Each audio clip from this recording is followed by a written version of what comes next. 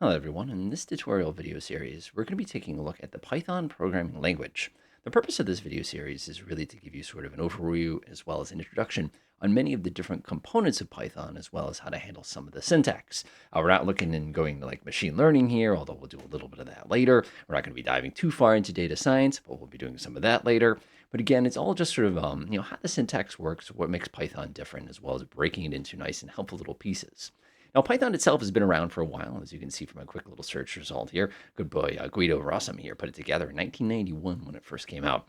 Python, of course, back then looked a little bit different than Python does today, but the whole point of it was basically to make something that was easy to use. Now, when I first learned to program, I was actually learning with something called BASIC, and later QBasic, later C, and then later C++. And of course, my go-to daily programming language is either Python or C#. But again, it's all different, but in the same way, it's really the same idea.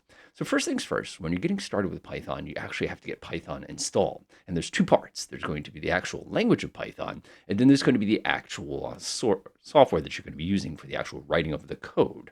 So to do that first, I just went and did a Google search for Python. I'm going to go to python.org. And what you'll notice is this lovely button that says Downloads. Now, when it comes to downloads, there's a couple different types of downloads you're going to observe down here. One thing you're going to notice is you're going to see bug fix, security, and generally the one you're looking for is going to be the latest version that you're interested in. Some people like to do the second generation, like you can see 3.13 here is basically going. Of course, if you watch this video 3 years from now, we're probably on like version 5. But just be mindful that pre-releases might have things that break. And a lot of times when people build what they call modules, which we'll look at later, you will discover that when you use a pre-release build, your module will stop working for quite some time. So just be mindful of that. Most people who run Python actually have multiple versions of Python installed. A lot of people have 3, 9, 10, and 11, and then they'll have the recent version. We'll take a look at that in a minute. So what I'm going to do is I'm just going to download Python, click download Python. It's going to recognize, as you can see, it's AMD 64. Don't worry about it. As long as, like I said, that it's able to do that particular version, you're pretty good. You can do Python for Windows, and you can see it all breaks it down. We're looking for the Windows installer. And again, if I hit this one, you'll observe it's still going to say AMD 64. So it's going to download. It takes a second. It's not too hard to do. So to install it, super duper simple. I'm simply going to double click on it like this. You're going to have a couple different options. You're going to have an install now option, and you're going to have a customized installation. So this is a little annoying. One of the things that they do is this install now, which you're probably going to observe is going to toss it into your local programs folder. Now, when you start getting into hardcore software development, this is going to make you insane.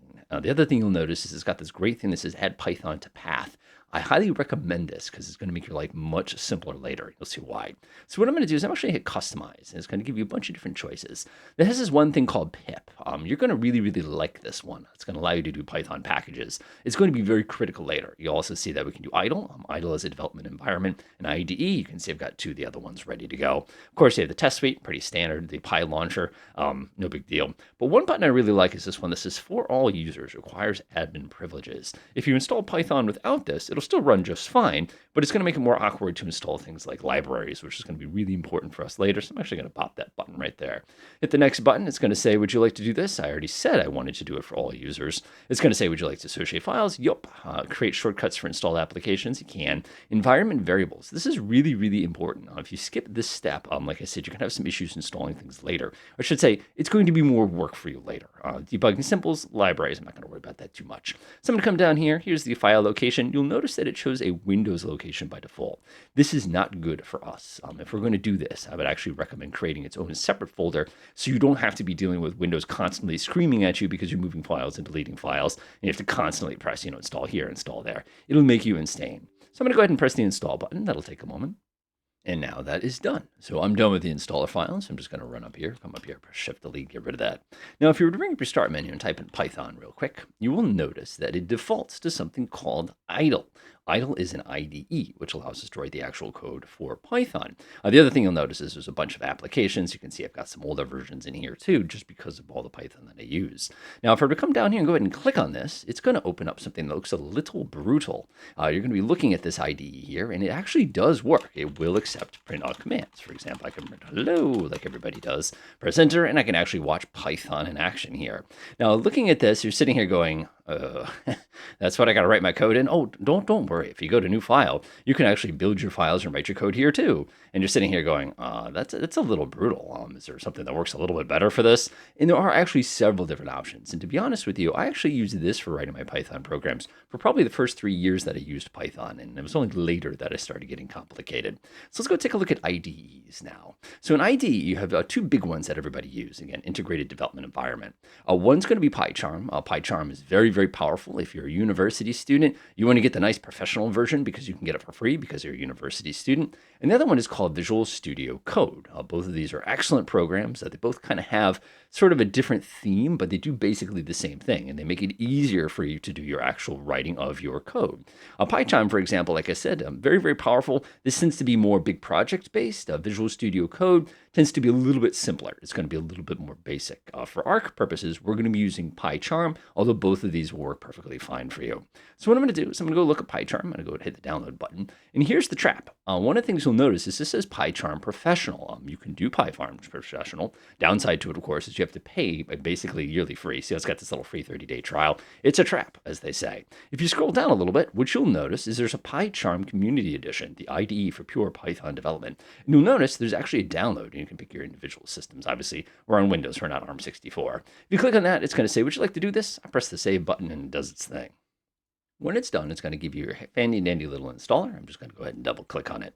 Pycharm, in my mind, like I said, is a little bit more complicated than Visual Studio Code. Visual Studio Code actually does not require administrator access to install. You'll notice, again, it's going to want to try to toss it into program files. That's okay for Pycharm. Pycharm, like I said, this is much more of a system application. This is not a YOLO. I just need to keep it kind of locally, kind of thing like that. You'll also notice there's a couple different components here that we can do. We can actually associate it with Py files. I don't want to do that. I want to leave them the way they are. You'll see why. It's going to say, did you want to install it with this? I press install and off it goes. Ready to rock. So I'm going to go ahead and say run just so we can take a peek at this. So Pycharm, like I said, the community version is free, and it has a lot of really, really good extensions and modules and stuff. And you can see a little project that I was doing in Python. Previously, I had to uninstall everything to reinstall everything to get it ready. But one of the things you'll notice is it's much easier to see what you're doing. The colors, it's going to have little warnings. It's going to do something silly, like remind me that I forgot to do X, Y, and Z here with all the different error messages. It does a really, really nice job of kind of making it a little easier to do the work that you already do in Python. It also manages packages for you, which is a nice little thing that we're going to need quite a bit of later on. So again, depending on which one you pick is going to be kind of controlling our next steps. But our next steps, of course, which is going to be the first program we'll write, we'll deal with in the next video. Enjoy.